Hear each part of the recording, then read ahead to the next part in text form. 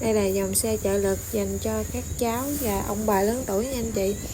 Các cháu nhỏ người đi con này rất là phù hợp, an toàn. Mình hạ yên xuống là các cháu đi được.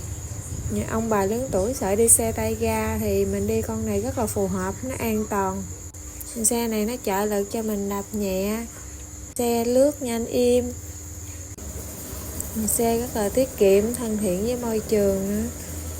Pin thì mình tháo lắp dễ dàng, mình sạc khoảng mấy tiếng là đầy rồi mấy anh chị, rất là tiết kiệm luôn.